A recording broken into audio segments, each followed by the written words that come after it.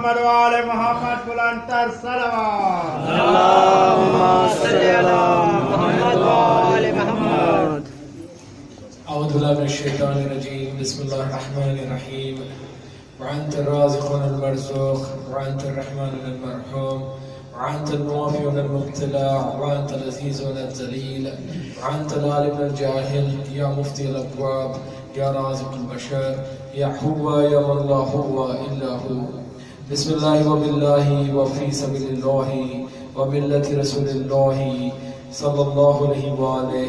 أشهد أن لا إله إلا الله وحده لا شريك له، وأشهد أن محمدا عبده ورسوله.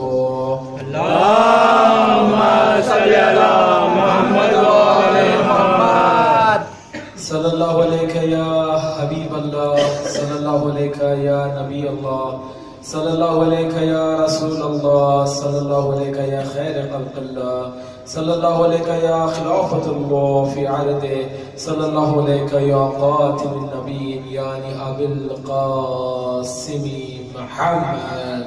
اللهم صل على محمد وآل محمد. صلى الله عليك يا عمود الدين، صلى الله عليك يا يعصب الدين، صلى الله عليك يا حاكم يوم الدين، صلى الله عليك يا ولي المؤمنين، صلى الله عليك يا إمام المتقين، صلى الله عليك يا بوار الكافرين، صلى الله عليك يا أمير المؤمنين علي بن أبي طالب. اللهم صل على محمد وآل محمد. صلى الله عليك يا بنتي نبي الله، صلى الله عليك يا بنتي حبيب الله، صلى الله عليك يا بنتي صراط الله، صلى الله عليك يا بنتي رسول الله، صلى الله عليك يا فاطمة الزهراء سيدتي نساء العالمين. اللهم صل على محمد وآل محمد. صلى الله عليك يا ابن رسول الله، صلى الله عليك يا ابن نبي الله، صلى الله عليك يا ابن أمير المؤمنين، صلى الله عليك يا ابن فاطمة الزهراء، صلى الله عليك يا صراط الله، صلى الله عليك يا نور الله، صلى الله عليك يا حسن بن علي أيها المجتبى حجته. اللهم صل على محمد وآل محمد. صلى الله عليك يا أبا عبد الله وعلى الأرواح التي هلت بفنائك، عليك مني سلام الله أبدا ما بقيت وبقي الليل والنهار، ولا جعله الله آخر لحظي مني لزيارتكم. السلام على الحسين وعلى علي بن الحسين وعلى أولاد الحسين وعلى أصحاب الحسين. اللهم صل على محمد وآل محمد. الحمد لله الذي وجعلنا من المتمسكين بولاية سيدي مولاي أمير المؤمنين علي بن أبي طالب. اللهم صل على محمد وآل محمد. أما بعد، قال الله تعالى في قرآن الحكيم: بسم الله الرحمن الرحيم. قد أفلح المؤمنون الذين هم في صلاتهم خاشعون. آمنا بالله صدق الله العلي العظيم. اللهم صل على محمد وآل محمد. کامیابی صرف مومن کے لیے ہے. Success is only for believer. مومن وہ جنہیں کمپلیٹ فیتھ ہو. کس پہ فیتھ ہو؟ جو نہ دکھنے والا خدا ہے، اس پہ ایمان، مکمل ایمان لانا اور خشوع سے اس کی صلاۃ کرنا اور اس کے سامنے اس کی بارگاہ میں اپنے آپ کو سرنڈر کر دینا، اسے کہتے ہیں مومن. اور اللہ کہتا ہے ساری کامیابی میں نے لکھی ہے تو لکھی ہے صرف مومن کے لیے. جو مومن ہے وہ کامیاب ہے. ہم پچھلے 5 تقریروں میں یہ جانا کہ مومن ہونا عین عبادت ہے. اگر آپ مومن ہو گو تبھی آپ عبادت کر سکیں گے. ویسی عبادت جیسے پروردگار آپ سے چاہتا ہے، وہ عبادت نہیں جو مجرموں والی ہو، وہ عبادت نہیں جو دکھانے والی ہے. مومن یعنی جو اپنے آپ کو خلوص سے اللہ کی بارگاہ میں سرنڈر کر دے، سرنڈر کر دینے ہی مومن کہتے ہیں. اور مومن عبد ہوتا ہے، جو عبد ہوتا ہے وہ مومن ہوتا ہے، جو مومن ہوتا ہے وہ عبد ہوتا ہے، جو مومن ہوتا ہے وہ عبد ہوتا ہے. عبد کا مطلب کیا ہے؟ عبد یعنی غلام، عبد یعنی غلام. اگر ہسٹوریکلی انسان کے ایولیوشن میں، سوشل ایولیوشن میں اگر دیکھیں تو انسان کو سمجھ میں آتا ہے غلام کے صفات کیا ہوتی ہیں، غلام اور غلامی کے صفات کیا ہے. غلام یعنی غلام اپنی مالک کی مرضی کے خلاف کچھ نہیں کر سکتا. اللہ انسان کو کہہ رہا ہے کہ تو میرا عبد ہے، تو میرا غلام ہے، تو میرا غلام ہے، میں تیرا آقا ہوں. تو میرا غلام ہے، میں تیرا آقا ہوں. اس لیے جو میری مرضی ہے وہ تیری مرضی ہونا چاہیے. یہ نہیں کہ میری جو مرضی ہے وہ تیری مرضی ہے، اس کو ریورس نہیں ہونا چاہیے. ایسا نہیں ہونا چاہیے کہ جو تیری مرضی ہے وہی تیری مرضی بنے. اللہ کہتا ہے کہ جو میری مرضی ہے تو اپنے آپ میں وہ مرضی ڈھال لے تاکہ تو میرا عبد بن جائے، تاکہ تو میرا عبد بن جائے. عبد بنے گا تو میرے سے قریب تر قریب ہوتے جائے گا، میرے سے قریب سے زیادہ قریب ہو جائے گا. اتنا قریب ہو جائے گا کہ میں اللہ کہتا ہوں قرآن میں کہ میں تیری شہرت سے بھی زیادہ قریب ہوں، میں تیری شہرت سے بھی زیادہ قریب ہوں. جیسے جیسے تم اپنے آپ کو خدا کی بارگاہ میں سرنڈر کرتے جاؤ گے ویسے ویسے تمہارے درجات بلند ہوتے جائیں گے. جیسے جیسے تمہارے درجات بلند ہوتے جائیں گے اللہ تمہارے زندگی میں، تمہارے نصیب میں سکسیس لکھتے جائے گا، سکسیس لکھتے جائے گا. اب جتنا بڑا عبد بنے گا اتنا بڑا وہ خدا کی قریب ہو جائے گا. جتنا تمہارے اندر عبد کی کوالٹیز بڑھتے جائیں گے، عبد یعنی مومن کی کوالٹیز بڑھتے جائیں گے، ویسے ویسے تم خدا کے قریب ہوتے جاؤ گے. اب تم جیسے خدا کے قریب ہو جاؤ گے، ایسا ہو سکتا ہے کہ اگر آپ کسی کو اپنے بہت قریب پاتے ہو، آپ کبھی اس کو تکلیف میں دیکھ سکتے ہیں، آپ کبھی بھی اسے اپنی سے الگ نہیں دے سکو گے. جس کو آپ اپنے سے بہت قریب جانتے ہو تو آپ کے قدرت میں جو بھی ہے آپ وہ استعمال کرتے ہیں تاکہ جو آپ سے بہت قریب ہے اس کو تکلیف نہ پہنچے. اور جس کی قدرت میں ساری کی ساری کائنات ہو، ساری کی ساری کائنات ہو، وہ کیسے دیکھ سکتا ہے کہ میرے سے جو قریب ترین بندہ ہے وہ میرے سے دور کیسے ہو جائے، وہ میرے سے دور کیسے ہو جائے. اس لیے اللہ کہتا ہے جب نماز کے لیے ٹھہرو گے تو نیت کرنا کہ میں یہ عبدیت کر رہا ہوں تاکہ تیرے سے قربت حاصل ہو جائے. اب جیسے جیسے قربت بڑھے گی ویسے ویسے ریوارڈ بڑھے گا. اب جیسے جیسے قربت بڑھے گی ویسے ویسے ریوارڈ بڑھے گا. تو ریوارڈ کا پہلا انسٹنس ہے کیا ہے؟ جنت. پہلی انسٹنس ریوارڈ کی ہے جنت. اس کی آخری انسٹنس کیا ہے؟ فرش ازا. فرش ازا کس کا ہوتا ہے؟ یہاں پر ذکر ہوتا ہے یا ابا عبداللہ کا.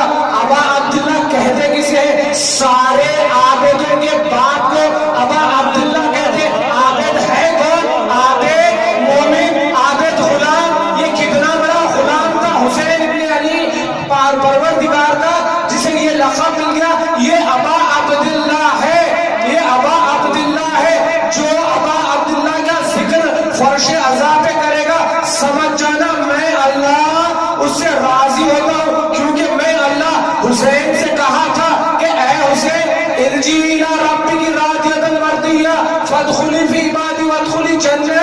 سورہ فجر میں کہتا ہے اے حسین میں اللہ تیرے سے پوچھنا چاہتا ہوں، تیری عبادت، تیری خشمت، تیری خدمت مجھے اتنی پسند آئی حسین، میں جا تجھے قیامت تک ابا عبداللہ بنا رہا ہوں، سارے عابدوں کا باپ بنا رہا ہوں، سارے علی ہے ابو تراب، ترابیوں کے باپ، حسین ہے ابا عبداللہ، عبد کے باپ، اللہ کہتا ہے میں تم سے عبدیت چاہتا ہوں، جا میں حسین تیری نصیب میں عبدیت کا باپ ہونا لکھ دیتا ہوں۔ اب سمجھ میں آیا، میں نے پہلی مجلس میں کہا کہ مومن بننے سے پہلا ریوارڈ جنت ملتا ہے، آخری ریوارڈ فرش رضا ملتا ہے۔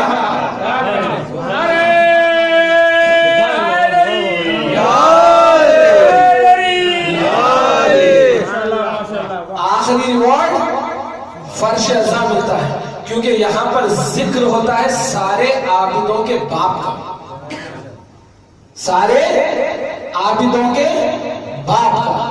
اسی لیے رسول اکرم بار بار کہتے تھے حسین منی وانا من الحسین، مجھے اس بحث میں نہیں پڑھنا ہے، اس کی تفسیر مجھے آج کی مجلس میں نہیں کرنا ہے، حسین منی وانا من الحسین کا مطلب کیا ہے، بس اتنا کہتے کہتے چلے جاؤ کہ مجھے آج تک اس کی تفسیر سمجھ میں نہیں آئی۔ ایسا تو ہوتا ہے، کوئی اپنے نانا کا ہوتا ہے، کوئی اپنے دادا کا ہوتا ہے، کوئی اپنے نانا کی وجہ سے ہوتا ہے، کوئی اپنے دادا کی وجہ سے ہوتا ہے، کوئی اپنے باپ کی وجہ سے ہوتا ہے، کوئی اپنے باپ کی وجہ سے ہوتا ہے۔ مجھے آج تک سمجھ میں نہیں آتا کہ باپ بیٹے کی وجہ سے کیسے ہوتا ہے، باپ بیٹے کی وجہ سے کیسے ہوتا ہے۔ یہاں پر رسول ساروں کی سارے علم کو رسول ناقص کر کے جاتے ہیں، کہتے ہیں رسول حسین منی وانا من الحسین۔ یہ بات تو رسول اکرم کو ہم کو سمجھ میں آتی ہے کہ حسین آپ کا فرزند ہے، رسول ہے، یہ بات تو سمجھ میں آتی ہے کہ حسین رسول سے ہے، مولا رسول اکرم ہم کو یہ بات سمجھ میں نہیں آتی کہ آپ حسین سے کیسے ہو۔ اسے تو ہی کہتے ہیں عبدیت کی آخری منزل، اسے کہتے ہیں عبدیت کی آخری منزل۔ تو ہماری بحث چھڑی تھی، اور اس بحث کے دوران ہم نے دیکھا قرآن کی آیتوں کی روشنی میں کہ عبد المطلب کتنے بڑے مومن تھے، جس کی وجہ سے عبداللہ اور ابو طالب عبد المطلب کی نصیب میں آئے، یہ سلسلہ آگے بڑھا، رسول آئے عبد المطلب کے نصیب میں، امامت آئی عبد المطلب کے نصیب میں۔ ہم نے یہ بھی غور کیا کہ مومن کی سب میں بڑھیا نشانی ہوتی ہے، سب میں اہم نشانی ہوتی ہے کہ مومن ایک بہترین انسان ہوتا ہے۔ ہم نے جانچا، ہم نے سمجھا کہ رسول اکرم نے 43 ایئرز تک یا کچھ ہسٹورینز نے لکھا ہے کہ رسول نے 40 سال میں نبوت کا اعلان کر دیا تھا، کچھ نے لکھا 43 ایئرز میں، irrespective of the years، but ایک طویل وقت رسول اس حالت مانوی میں تھے، لیکن اعلان رسالت نہیں کیا۔ کیوں نہیں کیا؟ تاکہ رسول پہلے کیریکٹرسٹکس آف مومن سمجھا رہے تھے، پہلے رسول اچھا انسان ہونے کا درس لے رہے تھے، پہلے اچھا انسان بنایا رسول نے، بعد میں انسان کو جو اچھا انسان ہے اس کو پروردگار کے قریب لیتے گئے رسول، کیسے لیتے گئے؟ پہلے اپنی حیات میں رسول نے تبلیغ کی، مگر رسول جانتے تھے، قرآن میں ایک آیت آئی تھی کلو نفس ذائقۃ الموت، ہر نفس کو موت کا مزہ چکھنا ہے۔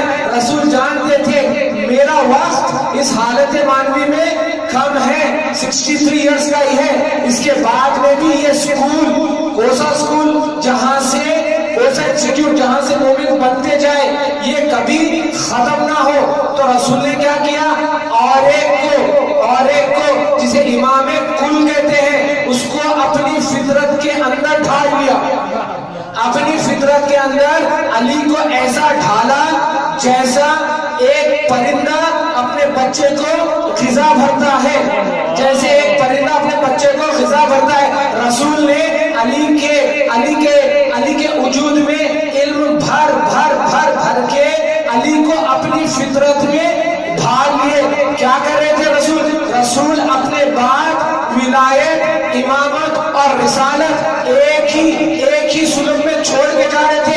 اس سلب کا نام ہے علی ابن ابی طالب۔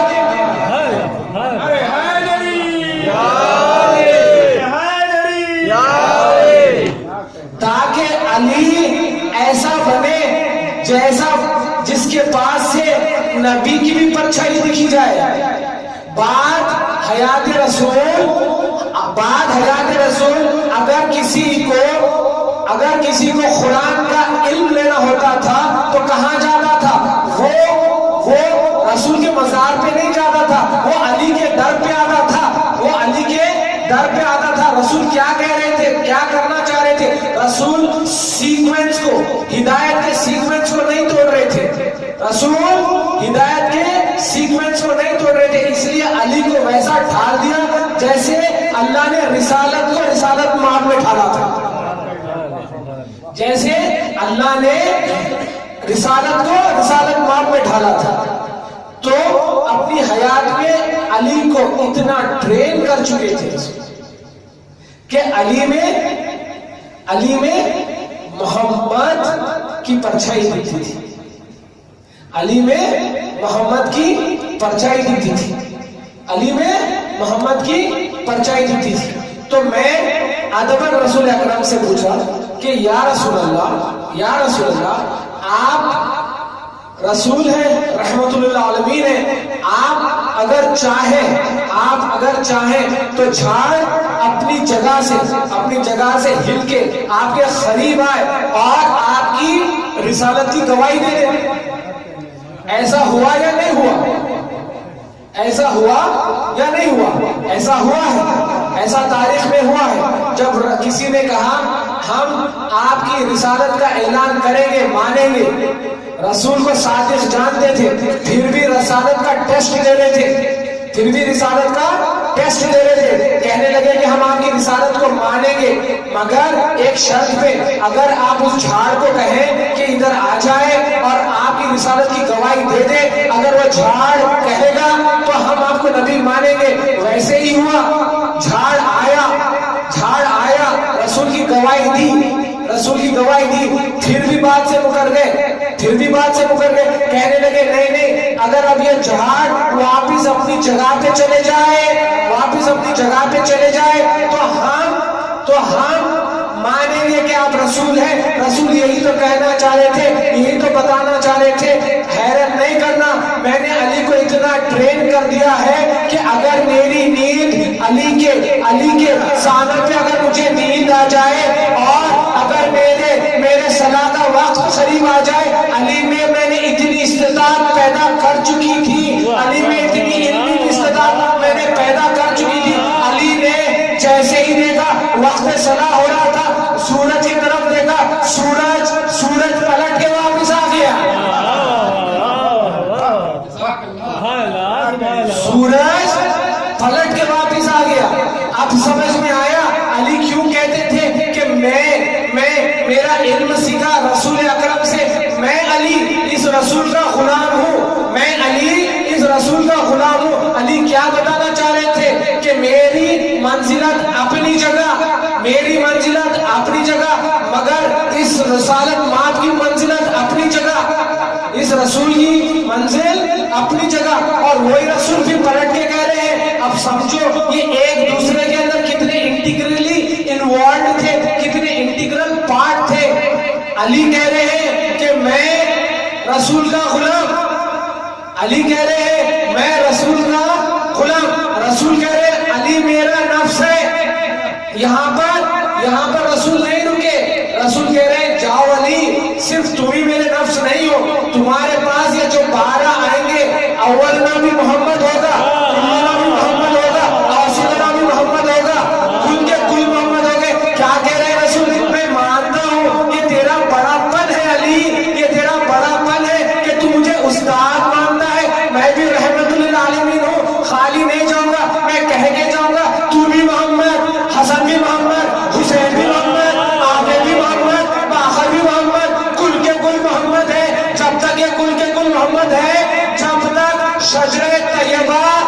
کبھی بھی شجرہ خبیثہ آگے مل ہی نہیں سکتا.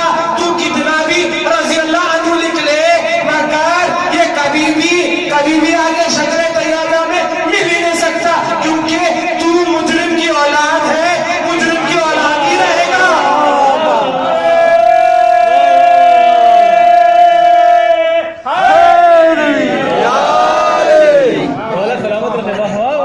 تو یہ تربیت شروع ہوئی عبد مناف سے. یہ تربیت کا سلسلہ شروع ہوا عبد مناف سے. عبد مناف اپنے کو, آپ کو اور میرے کو, ہم سب کو ہمارا فرض ہے, ہم حسین ابن علی سے اگر محبت کرتے ہیں, امام زمانہ کا اگر ہم انتظار کرتے ہیں,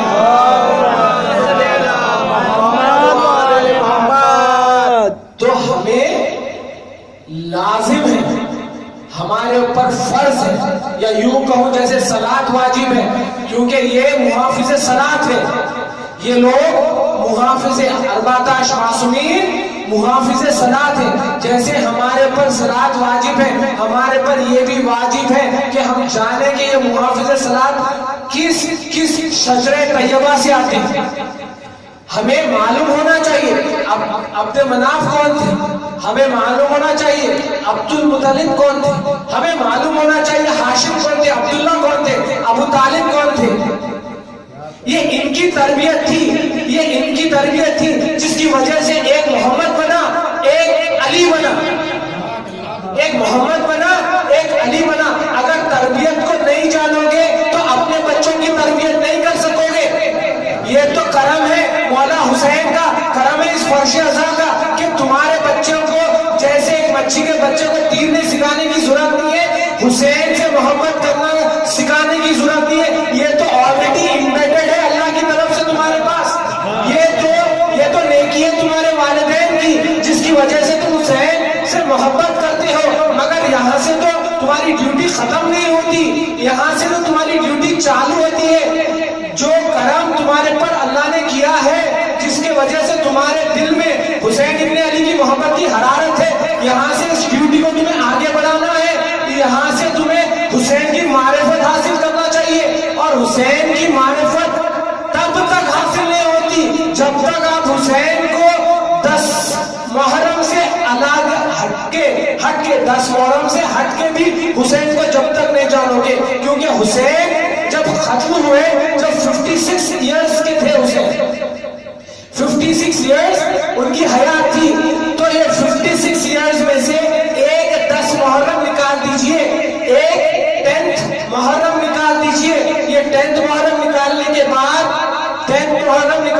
بعد 54 ایئرز 364 ڈیز حسین حالت مانوی میں اس دنیا میں تھے. تو اس 54 ایئرز 364 ڈیز حسین نے آخر کیا, جس کے وجہ سے اللہ نے حسین کو اس 54 ایئرز 364 ڈیز کے واسطے یا ابا عبداللہ بنا دیا, یا ابا عبداللہ بنا دیا. لازم ہے ہمارے پر ہم جانیں کہ حسین کس شجرہ طیبہ سے آتے ہیں. تو یہی ہماری بحث تھی کہ یہ بحث تھی کہ محمد مصطفیٰ صلی اللہ علیہ وسلم نے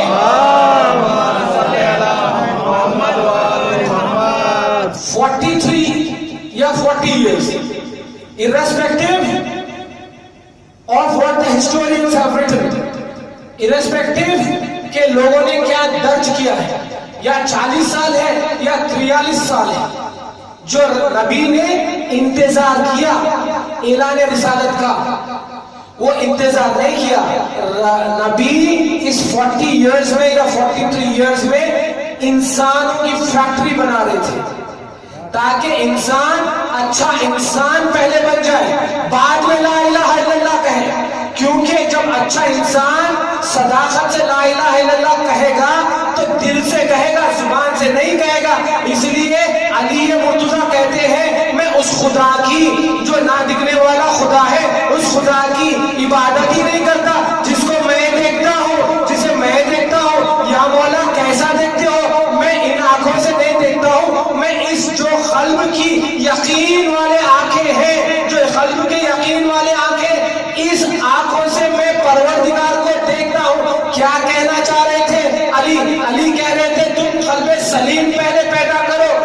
قلب سلیم پیدا ہوگا، وہ قلب جسے دو نور اللہ عطا کرے گا، جس کی وجہ سے اللہ اپنے حجاب اٹھا دے گا، تو تم بھی میرے محب، تم بھی اپنے دل کی آنکھوں سے اللہ کو دیکھ سکو گے۔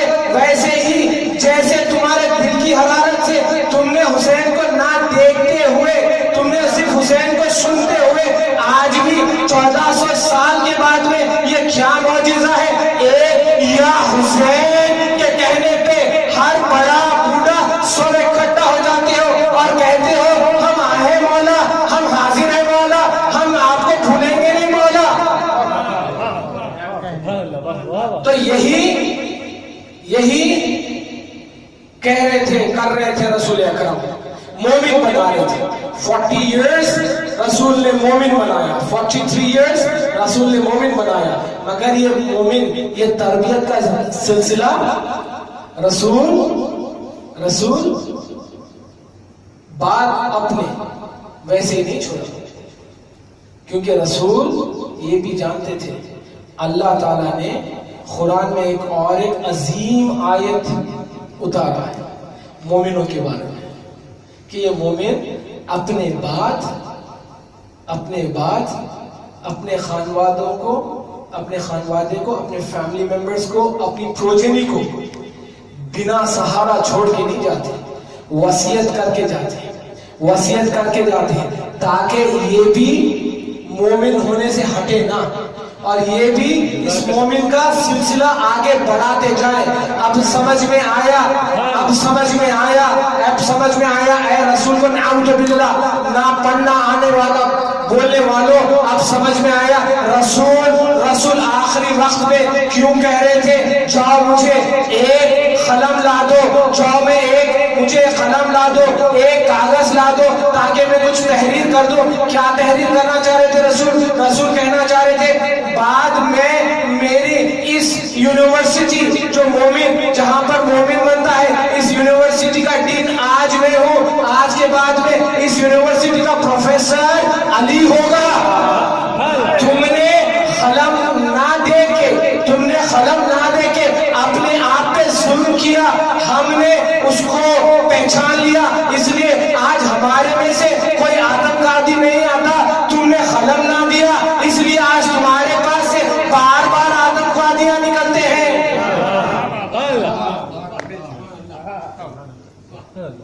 تو رسول نے قلم مانگ کے یہ کہا کہ میں تحریر کر دیتا ہوں کہ یہ علی بعد میرے مومن بنائے گا،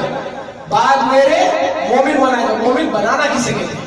یعنی غیب پہ ایمان لے کے آنا، پورا مسئلہ تو یہ غیب پہ ایمان کا ہے نا، پورا مسئلہ غیب پہ ایمان کا ہے۔ آدم کو غیب پہ ایمان تھا، خلیفۃ اللہ بنے، شیطان کو غیب پہ شک تھا، لعین بنا۔ تو اب جب غیب پہ نا ایمان کر کے شک کرے تو لعین بنو گے۔ تو یہ پورا مسئلہ تھا غیب پہ ایمان لانے کا، اور غیب پہ ایمان تب تک نہیں آتا جب تک تمہارا قلب سلیم نہ ہو، اور قلب سلیم کے لیے عمل مست ہے، بنا عمل کے تم قلب سلیم آ ہی نہیں سکتا، تم ہو ہی نہیں سکتے، تم مومن بن ہی نہیں سکتے۔ تو رسول نے تحریر کرنا چاہتے تھے کہ میرے بعد علی اس یونیورسٹی کا ڈین ہے۔ یہ سلسلہ عبد المطلب سے چلا۔ آپ اگر جا کے ہسٹری پڑھیں گے، ہسٹری میں یہ ویری اسپیسیفکلی کیٹیگوریکلی لکھا ہے کہ عبد المطلب جب آخری وقت آیا عبد المطلب کا، تو انہوں نے وصیت کی تھی۔ کس کو کی تھی؟ عبد المطلب نے وصیت 3 دن سے 5 دن سے سن رہے ہیں ہم لوگ، ابو طالب کی تھی نا کہ میرے بعد یہ بچہ بہت اہم ہے، اس کی دیکھ ریکھ کرنا، اس کی پرورش اچھی سے کرنا، اس سے شفقت سے پیش آنا، اس کی مدد کرنا، اس کے تم ناصر بن جانا، کیونکہ یہ بچہ آگے چل کے میرے دادا ابراہیم نے جو کہا تھا کہ میری نسل میں ایک نبی آئے گا جو خاتم النبیین ہوگا، یہ بچہ وہی ہے. یہ عبد المطلب کسے نصیحت کر رہے ہیں؟ کسے نصیحت کر رہے ہیں؟ ابو طالب. ابو طالب کون ہے؟ عبد المطلب کے بیٹے ہیں. یعنی اپنے بیٹوں کو نصیحت کرنا. نصیحت کرنا کس چیز سے نصیحت؟ رد سے دور ہونے کی، یعنی رسول کی مدد. عین ایمان ہے یا نہیں؟ رسول کی آواز میں لبیک کہنا عین ایمان ہے یا نہیں؟ رسول کی حمد و ثنا کرنا عین ایمان ہے یا نہیں؟ ہے. رسول کو رسول جاننا شہادت ہے یا نہیں؟ اور رسول اس ایک خدا کا رسول ہے کہنا لا الہ الا اللہ ہے یا نہیں؟ اب جو لا الہ الا اللہ محمد رسول اللہ کہہ دیا وہ امان پا لیا. اللہ اس کو دوزخ کے آگ سے دور رکھے گا. جس نے بھی لا الہ الا اللہ کہہ دیا، محمد رسول اللہ کہہ دیا، اس کو اللہ دوزخ کی آگ سے دور رکھے گا. عبد المطلب اب ابو طالب کو کیا نصیحت کہہ رہے ہیں؟ نصیحت کر رہے ہیں کہ یہ رسول جو ایک خدا کا رسول ہے، یعنی لا الہ الا اللہ کا یہ محمد رسول اللہ ہے، اس کا ٹیک کیئر کرو. عبد المطلب ابو طالب کو رزق سے دور کر رہے ہیں یا نہیں کر رہے ہیں؟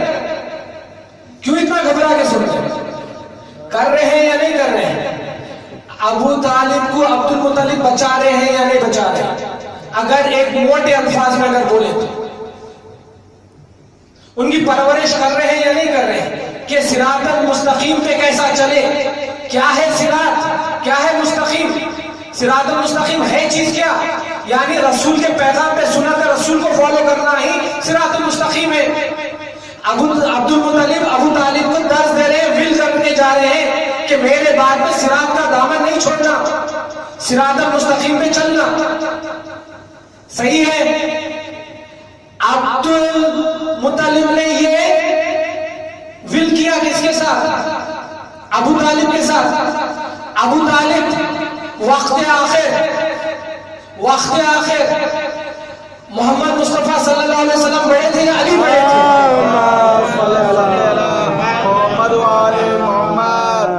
محمد بڑے تھے یا علی بڑے تھے عمر میں؟ بڑے کے ہاتھ میں چھوٹے کا ہاتھ دیا جاتا. یہ فطرت انسانیت ہے، یہ فطرت انسانی ہے کہ بڑے کے ہاتھ میں چھوٹے کا ہاتھ دیا جاتا. وہاں پر عبد المطلب عبداللہ کے ہاتھ میں محمد کا ہاتھ دے رہے تھے. بات سمجھ میں آئی؟ بات کیا سن رہے؟ بات سمجھ میں آئی؟ بات سمجھ میں آئی؟ چچا تھے ابو طالب، چچا تھے عمر میں محمد سے بڑے تھے، تجربے میں محمد سے بڑے تھے، محمد کے کفیل تھے. عبد المطلب ابو طالب کے ہاتھ میں محمد کا ہاتھ دینا بات سمجھ میں آ رہی ہے. یہ بات سمجھ میں آ رہی ہے کیونکہ ابو طالب عمر میں محمد سے بڑے تھے. یہ بات سمجھ میں آتی ہے. فطرت ہے یہ کہ ہر چھوٹے کا ہاتھ بڑے کے ہاتھ میں دیا جاتا. مگر جب آخری وقت ابو طالب کا آیا، ابو طالب نے علی کو بلایا. علی عمر میں ہے چھوٹے. کس سے چھوٹے ہیں؟ محمد مصطفیٰ صلی اللہ علیہ وسلم سے. رحمت اللہ علیہ محمد اعلان رسالت کر چکے تھے. محمد عہدے میں بڑے محمد، عہدے میں بڑے محمد، عہدے میں بڑے محمد، عہدے میں بڑے محمد، عمر میں بڑے محمد، علم میں بڑے محمد. مگر ابو طالب نے علی کو بلایا، محمد کو بلایا، علی سے نصیحت کی یا علی میرا آخری وقت آ گیا، مگر میرے بعد جیسے میرے والد نے میرے سے وصیت اور وعدے لیے تھے کہ میرے بعد اے ابو طالب اس محمد کا خیال رکھنا، یا علی وہ وصیت آج میں وراثت میں تمہارے پاس چھوڑ کے جا رہا ہوں. بعد میرے اے علی اس محمد کو کبھی اکیلے نہ چھوڑنا.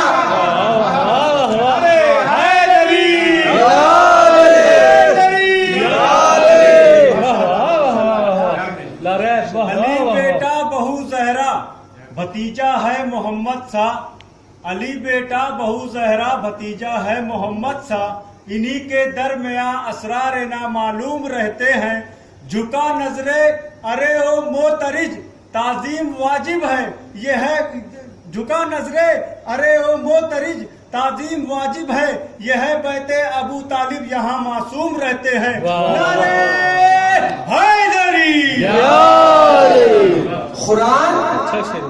قرآن آئی نہیں تھی قرآن پوری آئی نہیں تھی۔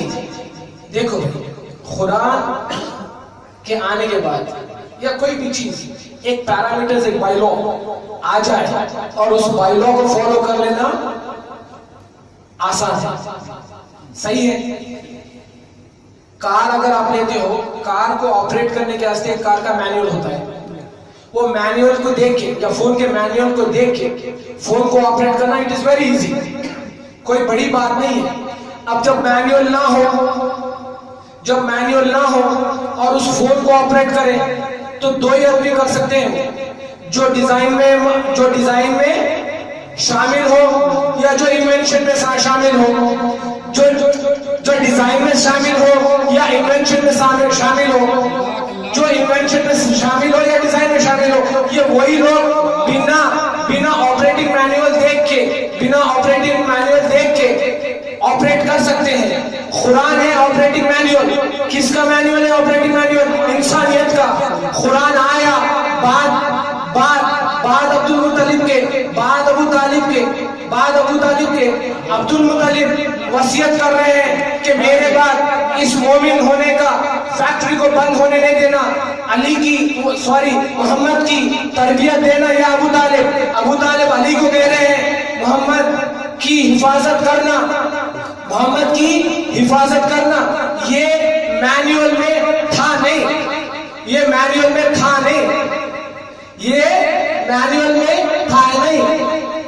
اللہ کو یہ بات اتنی پسند آئی کہوں یا یوں کہوں کہ عبد المطلب اور ابو طالب لوح محفوظ میں انوینشن میں قرآن کے انوینشن میں اتنے انوالو تھے، بعد میں اللہ نے ایک آیت ڈالی، کہا کہ سم میں اچھا مومن کون ہے؟ سم میں اچھا مومن وہ ہے جو اپنے بیٹوں کو سنو کیا سن رہے ہیں، قرآن پڑھا کرو، اپنے بیٹوں کو اپنی حیات میں وصیت کر کے جائے کہ صراط المستقیم کا دامن نہ چھوڑے۔ یہ آئی قرآن میں آیت آئی کہاں پر؟ قرآن میں۔ قرآن آیا نہیں تھا جب عبد المطلب وصیت کر رہے تھے۔ عبد المطلب جو وصیت، جاؤ عبد المطلب کی وصیت پڑھو، وصیت ہے عربی میں، جاؤ ابو طالب کی وصیت پڑھو، وہ بھی وصیت ہے عربی میں جو ابو طالب نے اور عبد المطلب نے کی۔ اور جاؤ قرآن کی یہ آیت پڑھو اور انصاف سے تینوں کو جب میچ کر لو، آگے مجھے کہنا، میرا دامن پکڑ لینا، میرا کالر پکڑ لینا، اگر الفاظ میں کوئی ہیر پھیر ہو جائے، وہاں پر عبد المطلب کہہ رہے ہیں اے ابو طالب اچھے انسان ہونے کی نشانی ہے اس محمد کا خیال رکھنا۔ پھر عبد المطلب نے یہ کہا، پھر ابو طالب نے علی کو کہا اس کی حفاظت کرنا۔ اب اللہ کیا کہہ رہا ہے؟ یا ایھا الذین آمنوا قوا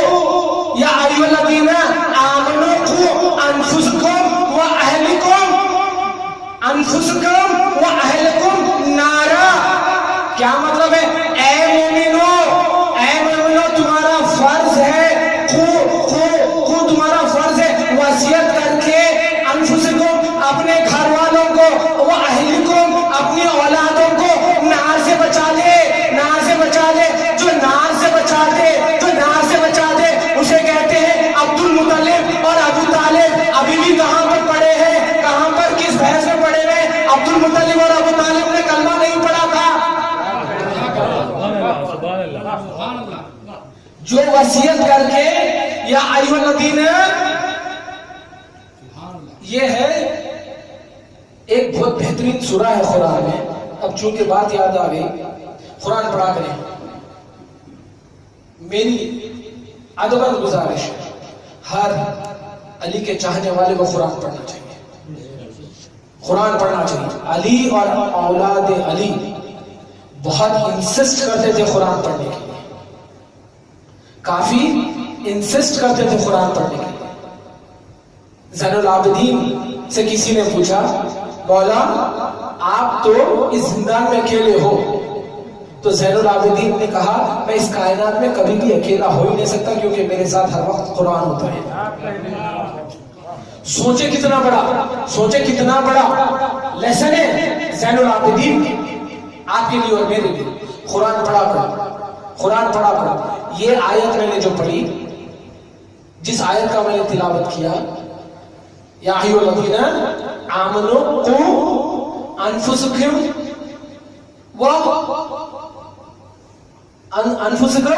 واولیاءکم نارا, یہ آیت ہے سورہ تحریم کی. سورہ تحریم کی یہ آیت ہے, سورہ تحریم کی. اس میں اللہ ایک پیرامیٹر بنا دے رہا ہے کہ ہر مومن اپنی اولاد کو بھی مومن بنا کے جاتا ہے. ہر مومن اپنی اولاد کی, یعنی اس آیت میں تربیت اطفال چھپا ہوا ہے, اپنی اولاد کی تربیت کرنا. اس لیے کہتے ہیں Islam is a complete religion, Islam is a way of life. اسلام ایک اچھی زندگی جینے کا مینیول کا نام ہے اسلام, اور اس مینیول کی رول بک کا نام ہے قرآن, اور اس مینیول کی پریکٹیکل گائیڈنس کا نام ہے 14 معصومین. تو اس آیت میں اللہ کہتا ہے اپنی اولاد سے وصیت کر کے جانا. کون وصیت کر کے جاتے ہیں؟ جو مومن ہو. تو اب اس ابو مطلب نے وصیت کی, تو عبد المطلب مومن ہوئے یا نہیں ہوئے؟ ہوئے یا نہیں ہوئے؟ اور عبد المطلب نے وصیت کی, بعد عبد المطلب ابو طالب نے وصیت کی, تو ابو طالب مومن ہوئے یا نہیں ہوئے؟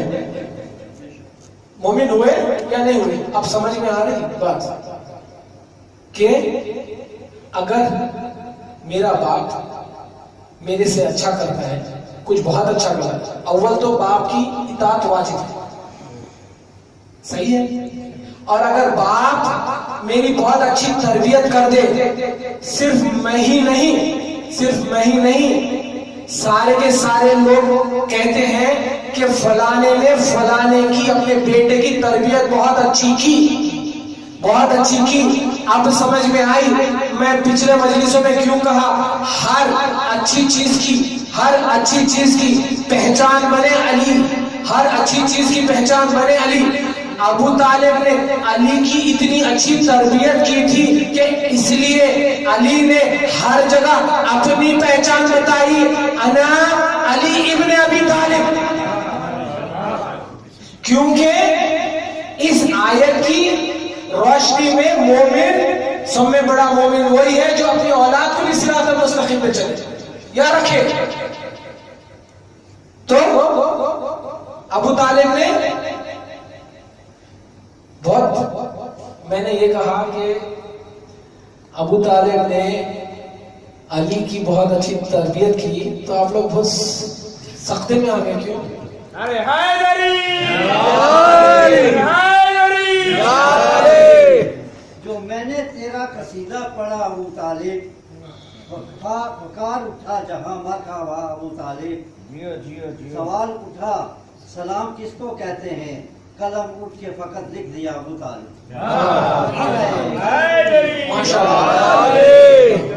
میں نے کہا ابو طالب نے علی کی تربیت کی, آپ لوگ سب سختے میں آ گئے. پرابلم تو یہی ہے, جب تک شجرہ طیبہ کی معرفت نہیں ہوگی علی کی صحیح معرفت ہو ہی نہیں سکتی. اگر میں یہ کہہ دیتا اس مجلس میں, اس منبر میں, آج کی تاریخ علی ہی سب کچھ ہے, تو آپ لوگ نعرے حیدری سے اس پوری دیوار کو بجھا دیتے. مگر میں بات کر رہا ہوں علی کے باپ کی. اگر علی کو اتنا معجزن اگر اللہ کو پیش کرنا ہوتا تو اللہ جیسے عیسیٰ کو بھیجایا علی کو بھی بھیجا سکتا تھا. کیوں نہیں سمجھ میں آتی یہ بات کہ اپنے اوپر لازم ہے اللہ نے علی کو عیسیٰ کی طرح اس لیے نہیں بھیجایا کہ اللہ چاہتا تھا کہ قل هو اللہ احد کا کوئی اگر کف بن سکے وہ صرف علی بن سکتا, اور جب تک علی نہیں بن سکتا جب اس کا کوئی باپ بھی ہو اور جب تک اس کا کوئی بیٹا بھی ہو.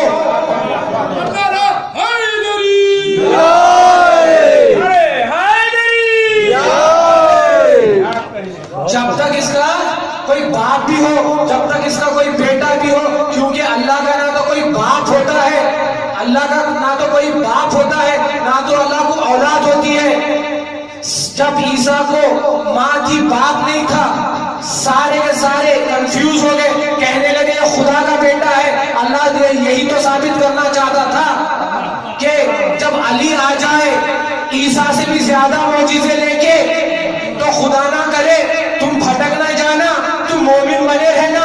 اس لیے میں جو اس کا انتظام کر دیتا ہوں, ایک اتنی اچھی مخلوق بناتا ہوں جسے کہتے ہیں ابو طالب, اور اس علی کو اتنے اچھے بیٹے دیتا ہوں جسے کہتے ہیں حسنین, تاکہ تمہیں بسم اللہ الرحمن الرحیم قل هو اللہ احد اللہ الصمد لم یلد ولم یولد, جس کا نہ تو کوئی باپ ہے نہ تو جس کا کوئی بیٹا ہے, یہ بات سمجھ میں آ جائے. جو مجھے اپنے آپ کو ثابت کرنا ہے کس کے ذریعے سے ثابت کرنا ہے, علی کے ذریعے سے ثابت کرنا ہے. اس لیے علی کو ابو طالب کے گھر میں اتارا. کیوں اتنا پریشان ہو کے سنتے؟ علی کو ابو طالب کی نظر سے بھی دیکھا کرو, صرف علی کو خمر اور خندق میں مت دھونا کرو. خیر, قرآن کہتا ہے ایک مومن اپنی اولاد سے نصیحت کرتا ہے, جو نصیحت کرے یعنی اولاد کو نیک ہدایت دے وہ مومن.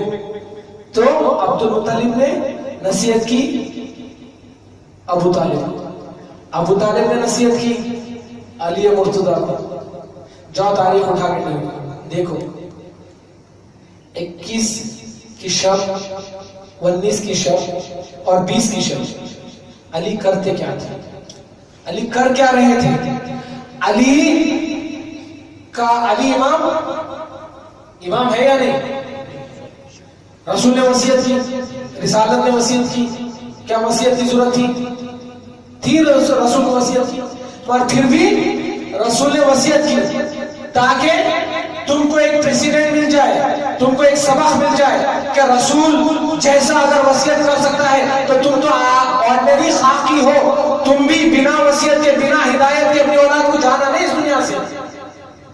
رسول نے ایک پریسیڈنٹ بنایا, رسول نے نصیحت کی, مگر بدبختوں نے رسول کو قلم نہیں دیا.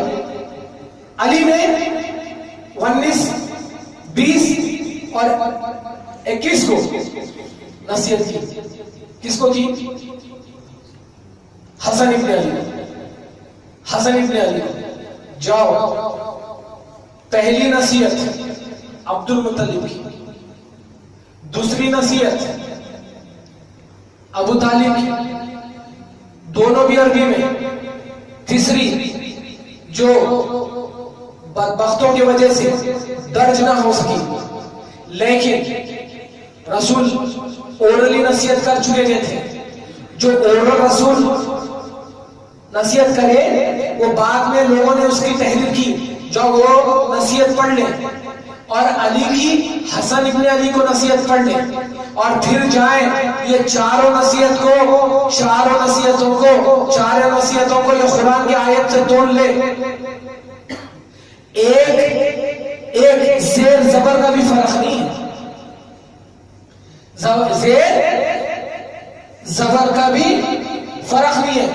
یا ایھا الذین آمنوا قوا انفسکم وأہلکم نارا, اے مومن اپنی اولاد کو اپنے نفوس کو ہدایت کر کے نار سے بچا دے، صراط مستقیم پہ چھوڑ کے چلے جا۔ امام ہوتا ہے، ہدایت کے لیے آتا ہے۔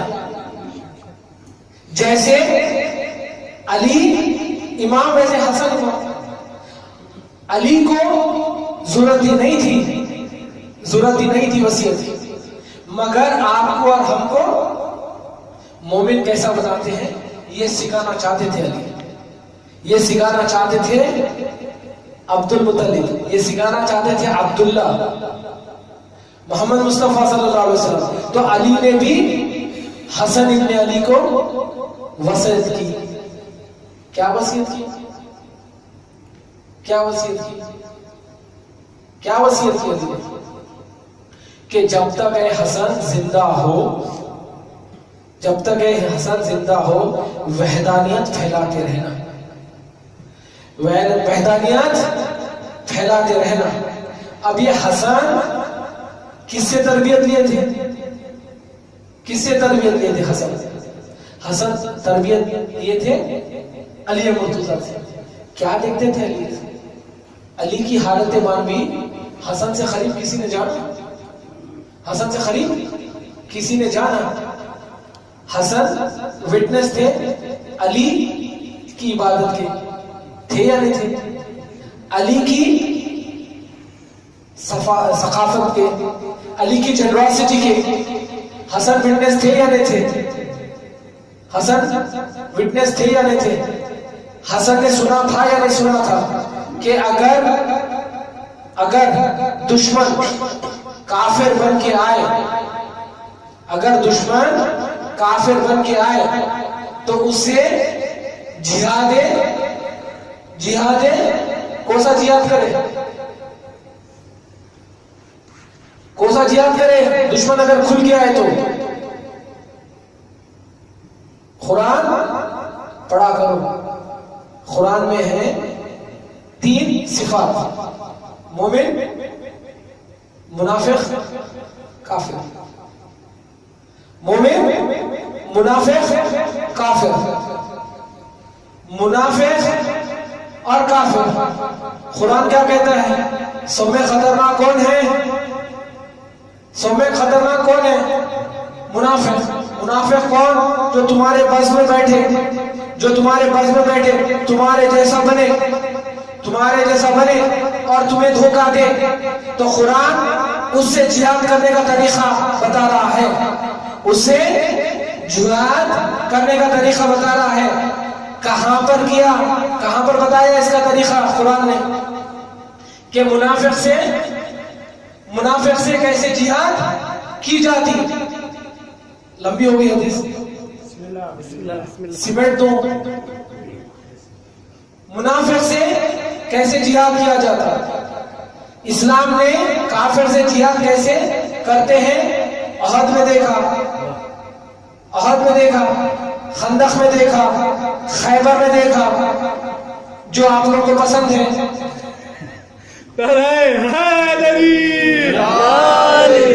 شیعہ لوگوں کو دا پاورفل علی تو پسند ہے، دا انٹلیکچوئل علی کو شیعہ کو نہیں پسند ہے۔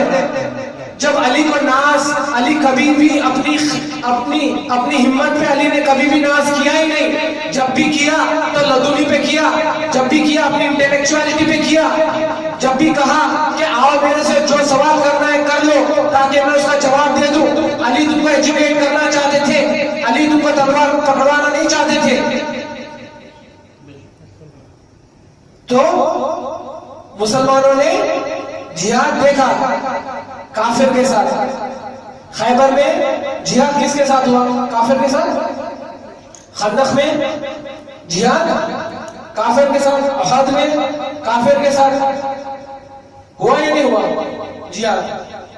جب یہ جہاد اتنے ہوئے کہ سب مومن چاہے بھاگے یا رکے، سب مسلمان جو بھاگے یا رکے، انہوں نے ایکسپیرینس کر چکا تھا کہ کافر سے کیسا لڑا جاتا۔ اب اللہ کو رسول کے ذریعے سے منافق سے جنگ کرنا اللہ کو سکھانا تھا، کیونکہ سب میں ڈینجر اگر تمہارے فیت کے لیے ہے وہ ہے منافقت، کیونکہ شیطان تھا منافق، اللہ کے بز میں تھا، اللہ کی بارگاہ میں تھا، کئی سال تک اپنے لیے، اپنی خوشنودگی کے لیے اللہ کی عبادت کی۔ جب امتحان کا موقع آیا تو لعنتی بن گیا۔ تو منافق سے اللہ کو اس کائنات کو بچانا تھا، تو اللہ نے بھی جہاد کا سلیقہ سکھایا منافق کے ساتھ۔ کہاں پر سکھایا؟ کہاں پر سکھایا؟ جب جنگ کس کے ساتھ کی جاتی ہے؟ جو اللہ کا انکار کر دے۔ علی نے پوری جنگ کی اللہ کے انکار کرنے والوں سے، محمد کے انکار کرنے والوں سے۔ کچھ ایسے بھی آئے جنہوں نے کہا آپ رسول ہیں، مانتے ہیں، آپ رسول ہیں، ہم مانتے ہیں، مگر یا رسول اللہ آپ کا اللہ ایک ہے یہ بھی ہم مانتے ہیں، مگر ہمارا رسول جو کہا اس سے ہٹ نہیں سکتے۔ ہم کو آپ پہ ایک خدا پہ ایمان تو ہے مگر آپ پہ ایمان نہیں ہے۔ تو یہ ہے نشانی منافقت کی، یہ ہے نشانی منافقت کی۔ ایک اپنے مطلب کی چیز تو مان لو، یعنی اپنے مطلب کی چیز لا الہ الا اللہ تو مان لو، محمد رسول اللہ نہیں مانو۔ کیوں؟ کیونکہ ہم عیسیٰ کو مانتے ہیں۔ یہ ہے منافقت کی نشانی کہ ایک چیز مانے اور اس چیز کی دوسرے رخ کو، دوسرے پہلو کو نہ مانے۔ تو اللہ نے کہا جاؤ محمد کہہ دو ان سے، جاؤ محمد کہہ دو ان سے، جاؤ تمہارے عورتوں کو لے کے آئیں۔ کیا سن رہے ہو؟ اللہ ٹرین کر رہا ہے مومنوں کو منافقوں سے کیسا جنگ کی جاتی، مومنوں کو منافقت سے کیسے جنگ کی جاتی، اللہ ٹرین کر رہا ہے۔ اللہ نے کہا جاؤ رسول کہہ دو ان سے تم تمہارے مرد کو لے کے آئیں، تم تمہارے مرد کو لے کے آئیں، تم تمہارے نفس کو لے کے آئیں، تم تمہارے عورتوں کو لے کے آئیں، اور ہم ہمارے مرد کو لے کے آئیں گے، ہم ہمارے نفس کو لے کے آئیں گے، ہم ہمارے بچوں کو لے کے آئیں گے۔ تم بھی لعنت کرنا، تم بھی لعنت کرنا، ہم بھی لعنت کریں گے، اور جس کی لعنت کامیاب وہ مومن، جس کی لعنت کامیاب وہ مومن، اور جس کی ناکامیاب ہو وہ ہے منافق۔ جب رسول اکرم علی کو لے کے حسن کو لے کے حسین کو لے کے زہرا کو لے کے مباہلہ میں گئے تو پادری نے کیا کہا؟ اب فوراً سے پیچھے ہٹ جاؤ کیونکہ اب وہ لوگ آ رہے ہیں۔ اگر یہ آسمان کو کہہ دے تو آسمان اپنا رخ بدل دے، یہ اگر پہاڑ کو کہہ دے تو پہاڑ اپنا رخ بدل دے۔ تو اللہ منافق کے ساتھ جنگ کرنا سکھا رہا تھا۔ جاؤ سورہ مائدہ کی آیت پڑھ لینا اور امام حسن کے صلح کا صلح نامہ پڑھ لینا۔ اگر ایک بھی زیر زبر کا فرق ہو جائے تو آگے میرے سے پوچھ لینا۔ اب ہم سے پوچھتے ہو علی حسن نے تو صلح کر لی تھی تو حسین نے جنگ کیوں کی تھی؟ حسین اور حسن علی کے وہ دو لال ہے، وہی علی جو خیبر بھی کی تھی، وہی علی جو مباہلہ بھی کی تھی۔ تو حسن نے مباہلہ کو آگے بڑھایا صلح کر کے، حسین ابن علی نے کربلا میں خیبر کو آگے بڑھایا کربلا کر کے۔ اب سمجھ میں آیا صلح حسن نے کیوں کی تھی؟ حسن ابن علی نے صلح میں وہی سورہ مائدہ کی آیت کا ترجمہ کیا تھا جو مباہلے میں ہوا تھا، اور وہی حسن جب ان کا وقت آیا، اللہ کیا کہتا ہے مومن کو؟ یا ایھا الذین آمنوا قوا انفسکم واہلکم نارا، کہ مومن وہ جو بعد اپنی اولاد کو وصیت کر کے جائے تاکہ صراط المستقیم نہ چھوٹ سکے۔ عبد المطلب نے کیا، عبداللہ نے کیا، محمد نے کیا، علی نے کیا، تو حسن پیچھے کیسے ہوتے ہیں؟ حسن نے بھی کیا، کہا قاسم میرے لال ادھر آنا، میں ایک وصیت کیا جاتا ہوں قاسم، جب تمہارے پر کٹھن پریشانی آئے قاسم، جب تمہیں یہ طے کرنا ہے صراط کدھر ہے، تو اے قاسم میں ایک تعویذ تمہارے بازو پہ باندھ رہا ہوں قاسم، یہ تعویذ کھول لینا، تمہیں اس میں اس مشکل سے لڑنے کا حل مل جائے گا۔ بار بار قاسم آ رہے تھے چچا کے پاس۔ کون چچا؟ حسین ابن علی چچا، اتنا سخی چچا، اور وہ چچا جو ناطق قرآن ہو، وہ بہترین جانتا ہے کہ ایک یتیم کے ساتھ کیسے رہا جاتا یا ایک یتیم کے ساتھ کیا سلوک کیا جاتا۔ قاسم یتیم تھے، جب اس یتیم نے حسین ابن علی کے سامنے آیا اور آگے کہا چچا کیا مجھے جنگ کی اجازت مل سکتی ہے چچا؟ حسین کہنے لگے اے قاسم تم میرے بھائی کی نشانی ہو قاسم، قاسم میں تمہیں کیسے اجازت دے دوں قاسم، کیسے اجازت دے دوں قاسم، میں تمہیں اجازت نہیں دے سکتا قاسم۔ قاسم بار بار آ رہے تھے، بار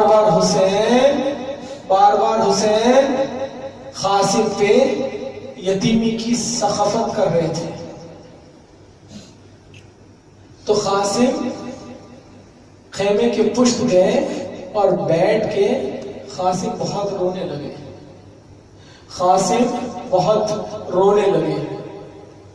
تو جیسے جیسے قاسم رو رہے تھے اس وقت قاسم کو دھیان آیا کہ جب میرے والد اس دنیا سے جا رہے تھے تو والد نے کہا تھا قاسم جب بہت مصیبت پڑ جائے قاسم تو اس تعویذ کو دیکھ لینا قاسم۔ قاسم نے کہا اس سے بڑی مصیبت کیا ہو سکتی ہے، اس سے بڑی کیا مصیبت ہو سکتی ہے جب میرا مولا حسین سارے دشمنوں میں اکیلا گھرا ہے۔ اس سے بڑی مصیبت کیا ہو سکتی ہے جب میری چھوٹی بہن سکینہ التش کہہ رہی ہے۔ اس سے بڑی مصیبت کیا ہو سکتی ہے جب میرا بھائی اصغر کے ہونٹ اتنے سوکھ چکے ہیں پیاس کی شدت سے۔ مولا کہتے تھے کہ اصغر کی حالت ویسی تھی جیسے ایک مچھی کو پانی سے باہر نکالتے ہیں۔ جب پانی سے مچھی کو نکالتے ہیں تو مچھی کیا کرتی ہے؟ کبھی منہ کھولتی ہے، کبھی منہ بند کرتی ہے۔ میرا اصغر کی وہ حالت تھی۔ تو قاسم کہتے ہیں اس سے بڑی مصیبت کیا ہو سکتی ہے؟ قاسم نے وہ تعویذ کھولا، تعویذ جیسے ہی کھولا تعویذ میں دیکھا وہ تعویذ نہیں تھی، وہ حسن کا خط تھا حسین ابن علی کے لیے، وہ حسن کا خط تھا حسین ابن علی کے لیے۔ قاسم نے خط کو دیکھا، آنکھوں سے لگایا، باپ کی یاد میں خوب روئے قاسم۔ قاسم خوش ہو کے اس خط کو لے کے حسین کے پاس گئے۔ جیسے حسین نے قاسم کے چہرے پہ نظر ڈالی، قاسم سے کہا میرے لال یہ تو بتا موت کو کیسے پاتے ہو میرے لال۔ حسن ابن علی کا بیٹا تھا قاسم نے کہا یا امی میں موت کو شہد سے زیادہ شیرین جانتا ہوں۔ کس لیے کہہ رہے تھے قاسم بتانا چاہتے ہیں یا مولا آپ کے اوپر قربان ہو جانا شہد سے بھی زیادہ شیرین ہے میرے مولا، حسین ابن علی نے حسن ابن علی کا خط پڑھا۔ دونوں چچا بھتیجے خوب روئے، روایت میں ہے اتنا روئے دونوں کو غش آ گیا، جب غش سے بیدار ہوئے، جب قاسم کو جب قاسم کو جنگ کی اجازت ملی تو عباس نے بڑھ کے گھوڑے پہ قاسم کو بٹھایا. سوچئے عرب کے لوگ بہت رحیم شہیم ہوتے تھے. اتنا تصور کافی ہے حسن کے لال کے لیے رونے کے لیے. عرب کے لوگ بڑے رحیم شہیم ہوتے تھے. تو جتنے حسین ابن علی کے پاس زرا، جتنے آرمر تھے، جتنے زرا تھے، وہ اتنے اونچے یا اتنے بڑے تھے کہ قاسم کے اوپر نہیں آ رہے تھے. تو قاسم کو ایک کرتے میں، ایک لباس میں عباس نے گھوڑے پہ بٹھایا. اب قاسم ایک لباس میں جنگ کی طرف جا رہے ہیں، اور اس جنگ میں تلواریں بھی ہیں، اس جنگ میں نیزے بھی ہیں، اس جنگ میں برچھی بھی ہے، اس جنگ میں تیر بھی ہے. سب انتظار کر رہے ہیں حسن کا لال آئے گا، ہم اتنا اس پہ ظلم کریں گے، کیونکہ حسن کے لال پہ زرا تک نہ تھی. حسن کا لال اتنا چھوٹا تھا، گھوڑے پہ بنا زین کے حسن کا لال بیٹھا. حسن کا لال مقتل کی طرف روانہ ہوا، مگر حسن شاگرد تھا عباس کا. وہی عباس جس کا نام کافی تھا کفار کے لیے. حسن کے لال نے بہت جنگ کی، لیکن 3 دن کی پیاس کتنا جنگ کرواتی. 3 دن کی پیاس کتنا جنگ کرواتی. حسن کا لال گھوڑے